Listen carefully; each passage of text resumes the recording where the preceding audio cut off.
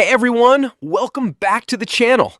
Now, if you've been diving into GitHub Copilot customization lately, you've probably noticed a massive explosion of new features. I mean, we've got instructions, agents, skills, hooks. And honestly, it's getting a little crowded in there. When text prompts, configuration files, and automation scripts all start bleeding together, feature fatigue sets in fast. But today, we're clearing the fog. I'm going to show you exactly how these four components differ, how they trigger, and more importantly, how to orchestrate them like a pro so you don't absolutely bloat your AI's context window. Let's get into it. To make sense of this ecosystem, we need to stop looking at these features as just a random list of configuration files. Trust me, that's a recipe for architectural chaos. Instead, I want you to evaluate them across three distinct dimensions. Ask yourself, 1. Who does it belong to? 2. When does it actually trigger? And 3. What is its true underlying purpose? Once you look at them through this lens, the architectural light bulb goes off. Let's break it down using a mental model I use with all my enterprise teams. Think of configuring Copilot exactly like setting up an elite, real-world engineering team. Check this out. First, you have instructions. This is your company policy handbook. It's mandatory. Everyone reads it on day one, and it is never ignored. It sets your global repository boundaries. Second, we have agents. These are your job roles. You don't just hire a generic developer. You hire an architect, a security expert, or a data engineer. The agent defines the mindset and core persona. Third, skills. Think of these as the playbooks on the shelf. You don't force a developer to memorize a 50-step deployment playbook, right? You pull it off the shelf dynamically, only when that specific task is required. And finally, hooks. These are your automated safety gates. Think of them like your CI/CD pipeline blocks that intercept bad actions the exact second a command tries to run. So let's formalize this into a quick rule of thumb for your daily workflow.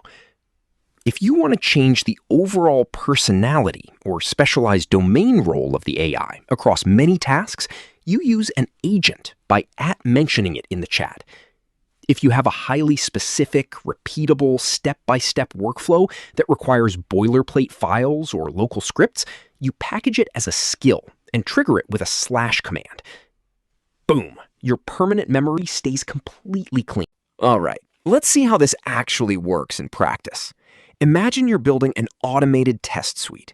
Instead of dumping everything into one massive, messy prompt, you orchestrate the layers.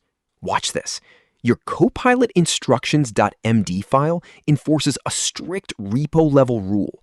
Always use Playwright and TypeScript. Never use Cypress or Selenium. Next, you engage your custom agent, @QA, which instantly acts with the strict mindset of a disciplined automation engineer. Then you fire off the / command, /write test. This dynamically pulls in your custom testing skill, loading the base test setup and login templates on demand. Now, look at the architecture win here.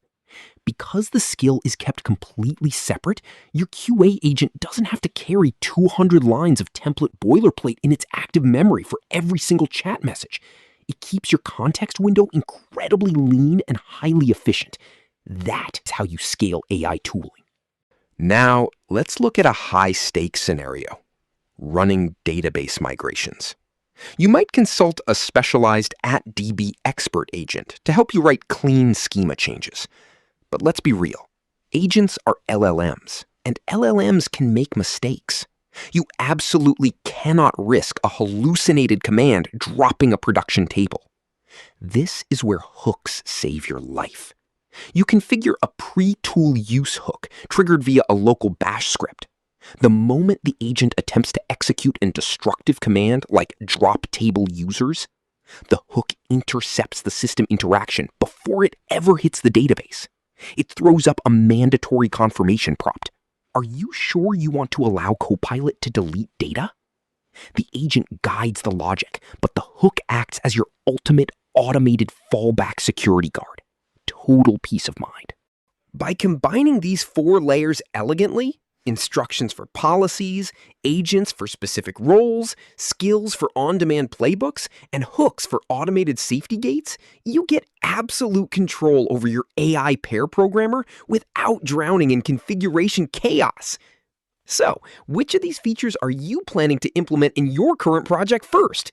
Drop a comment below, hit that like button if this cleared up the confusion, and make sure to subscribe for more deep dives. Thanks for watching and learning. Subscribe to QA Automation Alchemist channel for more useful learning videos. I'll see you all in the next video.